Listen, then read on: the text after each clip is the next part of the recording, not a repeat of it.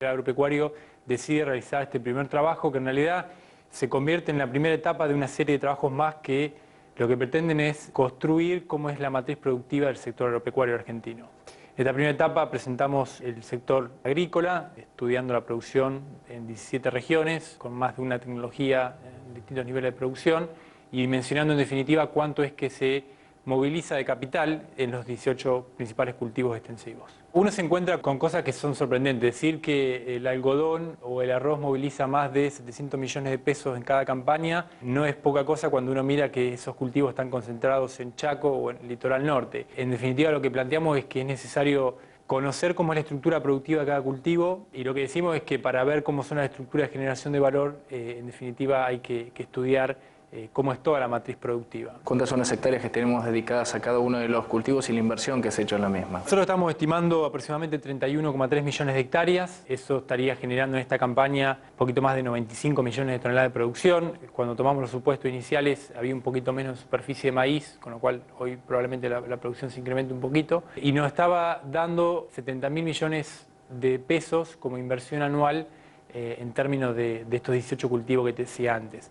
En realidad nosotros dimensionamos todo lo que es el gasto y la inversión dentro del sector, considerando no solo la inversión propiamente dicha en agroquímicos, en fertilizantes y semillas, sino también cuánto es que se invierte en capital fijo, o sea, mejoras de los campos y también en maquinaria, pero también lo que tratamos de hacer es dimensionar cuántos son los gastos indirectos de las empresas que tienen que ver más con gastos operativos que con inversión, pero que igualmente nos parece importante considerar porque realmente es una suma millonaria, ¿no? En términos de los gastos directos, tenemos una inversión de casi 22.000 millones de pesos y un poco el concepto y que creo que es interesante es que buena parte de esa producción, si bien tiene algún tipo de cobertura en seguros, es a cielo abierto, con lo cual muchos de los gastos que después se generen a lo largo de la cadena dependen de cómo funcione esa etapa inicial. Nosotros estamos pensando en una producción aproximada de 52, 53 millones de soja, algo más de 23, 24 en maíz y aproximadamente 11 millones de toneladas en trigo. Con esas cuentas aproximadamente fue que se realizó el trabajo,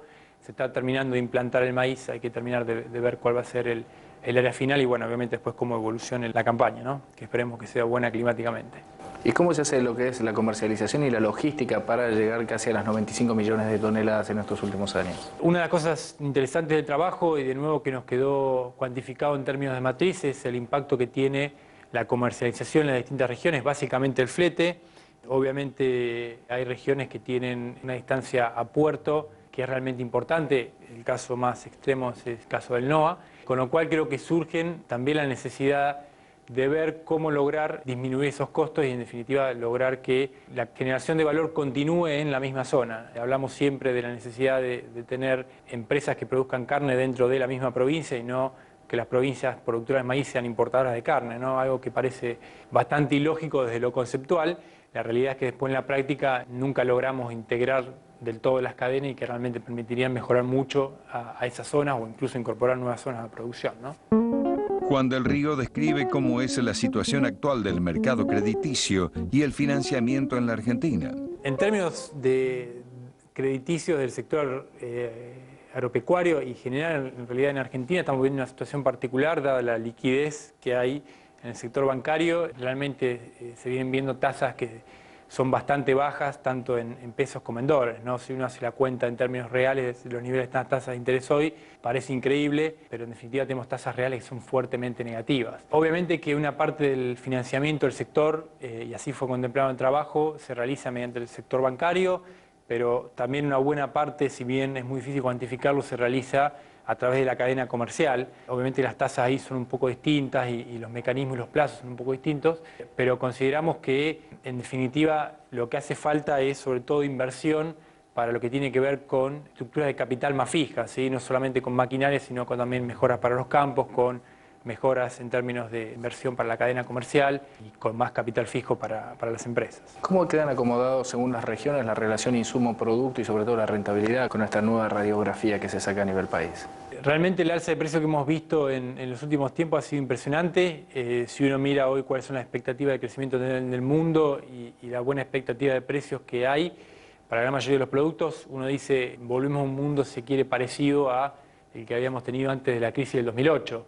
Con ese crecimiento de los precios, obviamente que las relaciones mejoraron mucho a favor del productor, la relación insumo-producto, pero como es natural que haya pasado en otras épocas, muchos de los precios de los insumos están atados también a precios de otros commodities, básicamente los commodities energéticos, y después una parte también del mercado, obviamente que sigue el libre juego de oferta y demanda, con lo cual incremento en los productos va a terminar arrastrando a incrementos en los insumos. En definitiva, estamos empezando a ver estos primeros incrementos en términos de los precios de los insumos y supongo que para adelante vamos a vivir un reacomodamiento de precios de insumo-producto. ¿Se puede llegar a estimar con la cosecha de los análisis una inversión o un aporte fiscal para el año que viene por parte del sector? La estructura impositiva del sector es muy complicada. Una buena parte de la renta del sector es absorbida por los derechos de exportación. Los derechos de exportación son un impuesto que afecta en términos relativos mucho más a zonas más alejadas de los puertos y a zonas más marginales, básicamente porque son zonas que tienen menor nivel de productividad. Lo mismo pasa con la escala de los productores, con lo cual, más allá de obviamente del aporte fiscal que tenga los derechos de exportación, obviamente seguimos sosteniendo que es necesario eliminarlos. Obviamente habrá que pensar cuál es el esquema para que la eliminación sea gradual y paulatina, pero en definitiva en el corto plazo va a ser lo que más incentive la producción, sobre todo de las zonas más del interior, como habitualmente se dice.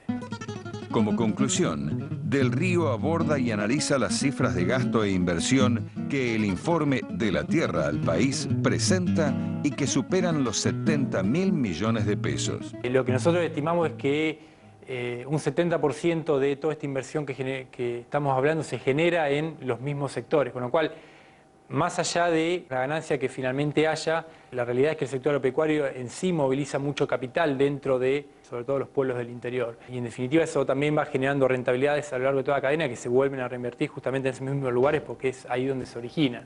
Sin duda que es el principal motor de la economía argentina. La mejor manera de generar desarrollo vía crecimiento es a través de los procesos de generación de valor, digamos, eso no hay ninguna duda. Lo que sí creo es que es necesario repensar algunos conceptos de generación de valor. Históricamente se vio al sector agropecuario como un sector que genera poco valor y a un sector industrial como un sector que realmente aporta valor. Me parece que hoy existen determinados mercados donde el agregado de valor no pasa justamente por industrialización, sino por una buena comercialización y por un buen servicio posterior a la venta. Con lo cual creo que lo peor que podemos hacer es englobar a todo el sector agropecuario como un sector de baja generación de valor y pensar que necesariamente tenemos que industrializar el 100% de la producción para tener productos de alto valor agregado, ¿no? Me parece que hay que desagregarlo bastante y de nuevo vuelvo al tema de las regiones donde las realidades son bastante diferentes. Obviamente que en la medida en que uno logre tener sectores que puedan industrializar la producción y tener rentabilidades propias, digamos, sin generar demasiado alteración de los precios relativos, vamos a lograr tener un sector más desarrollado y obviamente que eso contribuya al crecimiento y posteriormente al desarrollo.